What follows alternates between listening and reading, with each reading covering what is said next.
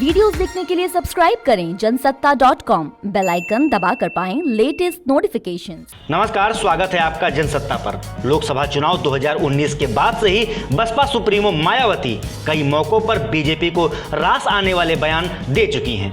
ऐसे में राजनीतिक हलकों में अटकलें तेज हैं कि मायावती की पार्टी बसपा आगामी यूपी विधानसभा चुनावों में बीजेपी के साथ जा सकती है। इसके पीछे की बड़ी वजह है बसपा का गुजरात उपचुनाव में उठाया गया एक कदम। तो आइए जानते हैं कि मायावती का वो कौन सा कदम है जिसे बसपा और बीजेपी के बीच नजदीकी बढ़ने के तौर पर देखा जा रहा है। साथ ही ये भी जानेंगे कि गुजरात उपचुनाव में क्या बीजेपी को फायदा पहुंचाना चाहती है बसपा।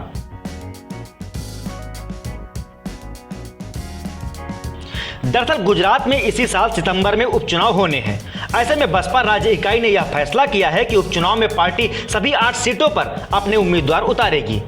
अब जाहिर सी बात है कि बसपा सुप्रीमो मायावती दलितों की बड़ी नेता मानी जाती हैं और बसपा का सबसे बड़ा जनाधार भी दलित वोट बैंक है। ऐसे में उपचुनाव में पार्टी कांग्रेस के दलित वोटों में सेंधमारी जरूर करेगी, क्योंकि जानकार बताते हैं कि बसपा की गैर मौजूदगी में इस तबके का एक बड़ा हिस्सा कांग्रेस को वोट करता था। बताया जा रहा है कि बसपा के आने से दलित वोट बढ़ जाएंगे, जिससे सीधे तौर पर बीजेपी को फायदा होगा।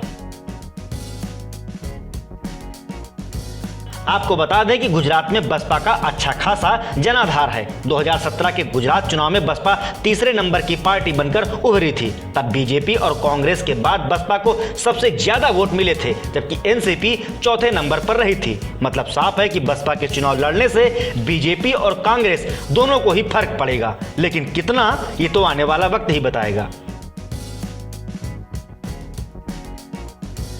मालूम हो कि गुजरात की 8 विधानसभा सीटें खाली हुई हैं। इन सीटों पर कांग्रेस के उम्मीदवार थे, लेकिन उन्होंने राज्यसभा चुनाव से पहले इस्तीफा दे दिया। ऐसे में उपचुनाव से पहले कांग्रेस नेता अमित चावड़ा ने कहा कि गुजरात के लोगों ने हमेशा ही तीसरी पार्टी को नकारा है, यानी कि उनका इशारा बसपा की तरफ था। चावड़ा ने आगे कहा कि गुजरात में कांग्रेस को तोड़ने वाली बीजेपी को गुजरात की जनता इस बार सबक सिखाएगी।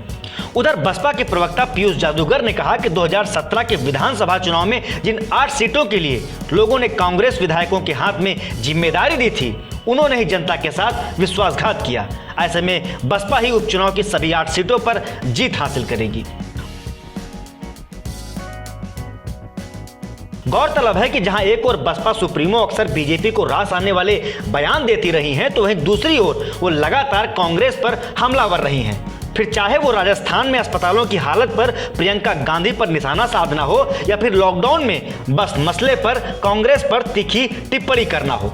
इसके उलट उन्होंने आर्टिकल 370 जैसे कई बड़े मुद्दों पर बीजेपी का साथ दिया है। ऐसे में राजनीतिक पंडितों का कहना है कि 2022 के चुनावों में बीजेपी के साथ बसपा का गठबंधन यूपी में हो सकता है। हालांकि इस बारे में दोनों ही दलों की ओर से कोई आधिकारिक बयान नहीं आया है।